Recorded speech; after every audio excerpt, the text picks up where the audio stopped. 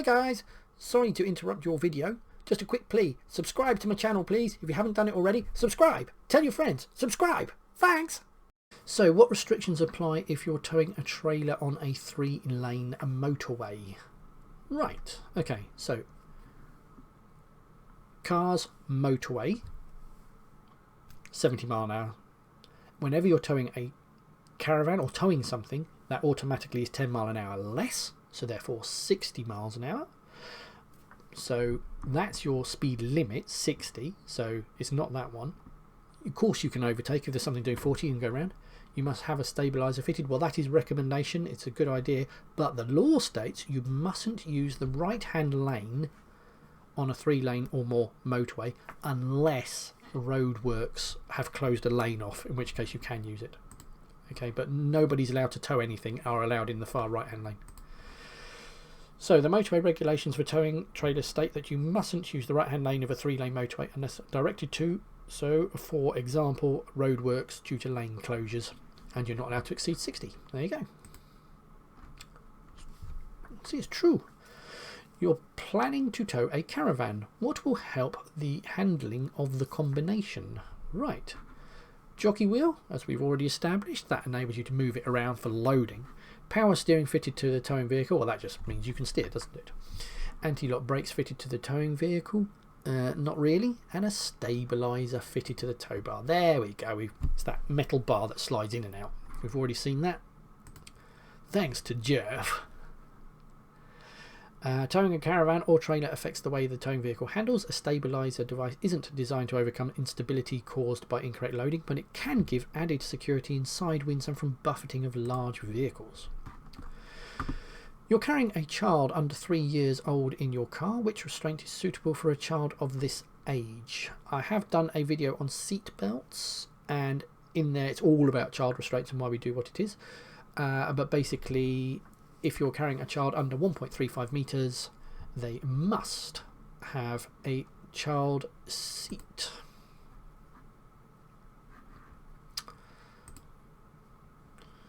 So it's your responsibility to ensure all children in your car are secure. Suitable restraints include child seat, baby seat, booster seat or booster cushion. It's essential that any restraint used is suitable for the child's size and weight and fitted according to the manufacturer's instructions. When would you increase the pressure on your tyre so that it's above the normal value? Right, again, I've also done a video all about tyres and how to care for them and all the rest of it. But the answer to this is when you're carrying a heavy load. They are basically balloons, and the more air you put in it, they go like that, which then gets compressed onto the floor to become flat. And therefore, the more it will get compressed because there's extra weight, the more air you have to put in it to keep it flat. That's basically it. But go and have a look at the tyres video that I have done. So heavy load, I would do that. Good. How will a heavy load on your roof rack affect your vehicle's handling? Right, this is all to do with shifting of the centre of gravity. So a heavy roof rack on your vehicle will basically put in an element of instability. The higher you raise your centre of gravity, the more likely it is you're going to fall over. So that will mean the car will sway more when you brake. It will sway more when you accelerate. When you go around corners, it'll lean over a lot more. It'll just ruin your handling and all the rest of it. So reduce stability. There we go. Now I've got some jolly videos. When I say jolly, you know. That's your sway bars. Done that one. Yeah, done that one. Right. So here, this video, thank you for you idiot UK drivers exposed. This is a lorry. Basically, he's got a high centre of gravity. So I don't know what he's got in there, but he's got a load up here. And he's just about to go around a corner, and this van's going to try and overtake him on the outside of a corner. Personally, I never recommend that. If there's a lorry going around a corner, I don't go up on the inside or the outside unless you can just scoot past before they get to the turning part. Alright, so maybe on the run up to a corner, so accelerate onto a roundabout and around before he's had a chance to get into the corner. Because as he turns, the weight's going to shift, and if he happens to fall my way, you're going to feel quite flat.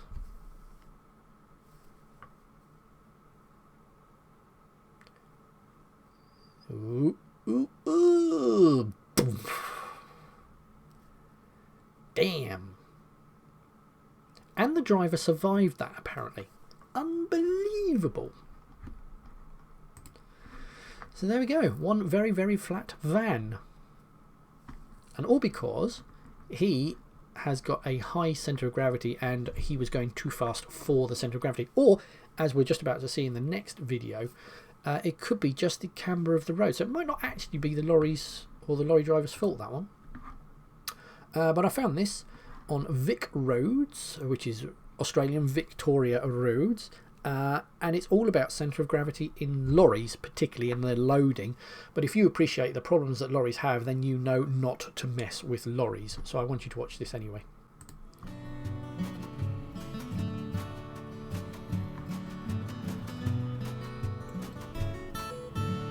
The reason the trucks roll over has a lot to do with the fundamental differences between the prime movers and trailers. They have different centres of gravity. Anything with a low centre of gravity is hard to flip over. But something else with a higher centre of gravity, even if it weighs the same, tips over much more easily. It's short and wide against narrow and tall. Low centre of gravity, stable, versus high centre of gravity is unstable. When we do our presentations, we use scale models just to show how the centre of gravity affects rollovers. Just to give you some sort of example, when a prime mover by itself will roll over, generally, if you look at this model here, I don't know if you can see the figures there, we're starting to get up around 50 to 70 degrees, depending on the truck. Some of the cab over stuff, being very low slung, will go right up to 70 degrees before they tip over, which is fairly good, it's fairly stable. We take this log truck, which is pretty common what you see ripping up and down the road every day. Have a guess when it's going to roll over. 25? 40? Any takers on 40? 35? 25 to 40 degrees is what we're saying. Look how captivated they all are. This isn't contrived. This is off tilt tests that have been done. And this is what you're looking at going down the road.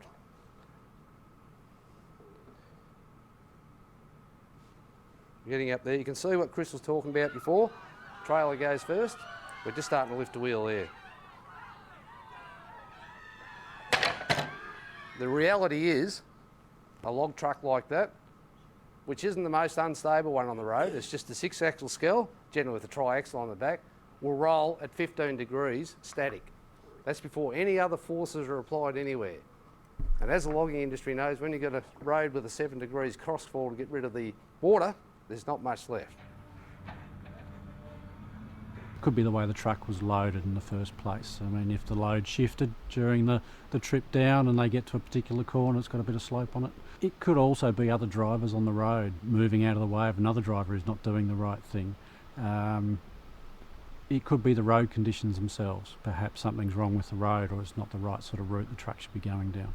Alan has a story that he tells in our presentation about someone he knows that perfectly illustrates what can happen when you're used to carrying one type of load, then you switch to a different type of load with the same weight but has a different centre of gravity.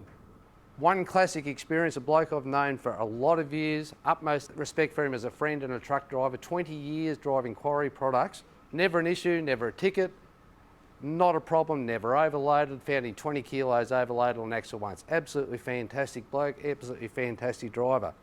One day, things are a bit tight at the quarry, he's got a big bolt bin, puts wood chips on. First load, same road, over he went.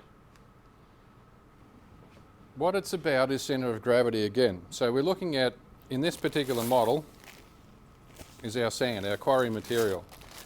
And most people would say a heavy load will roll first. So what we did was we showed the same weight in sand and chip bark, and we tipped the trailer up. We've got an axle move. We're up at about 25, 26 degrees. And 30 degrees it tips over. All right, that's what his quarry material does. Fill her up with chip bark. What do you think is going to go? Same weight, same truck, same tilt tray, same doing everything. We're already going before it even gets to 20 degrees. Gone. That's exactly what happened to him. He didn't know what the load was, even though that he was carrying, in fact, this is a little less than the sand weight. He didn't know what he was carrying, and where the centre of gravity is moved up in the truck becomes unstable. Simple as that. Just to prove that centre of gravity has more effect than the weight, what we'll do is take away half the weight. So we've got half the amount of chip bark in there, half the weight of the quarry product. So here we go. We're tipping it over. Going, gone. Same as before. So we've just shown you that even with only half the weight, that the centre of gravity has more effect than the weight.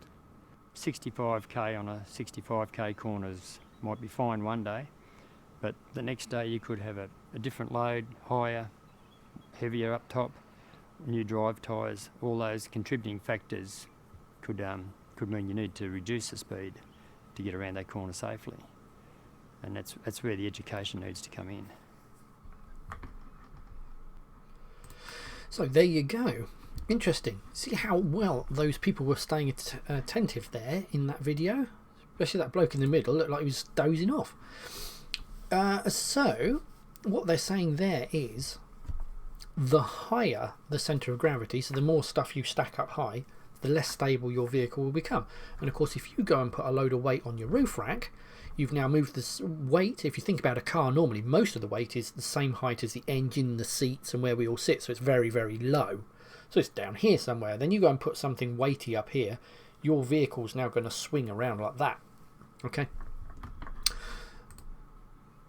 So a heavy load on your roof rack will reduce the stability of the vehicle because it moves the centre of gravity away from that designed by the manufacturer. Be aware of this when you drive around bends and corners. If you change direction at speed, your vehicle and or load could become unstable and you could lose control. And as we saw in the video there, it's not necessarily the amount of weight, it's just the fact that the centre of gravity is up high. What could be affected if you carry a very heavy load on your vehicle? Ooh, well, I suspect vehicles handling, as we've just seen a load of lorries falling over.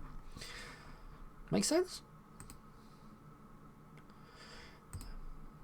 There you go, 12 out of 12. So I hope that all helped. I hope you have a better understanding of what's going on there. That should help with your theory. Best of luck to you. Take care. Bye-bye.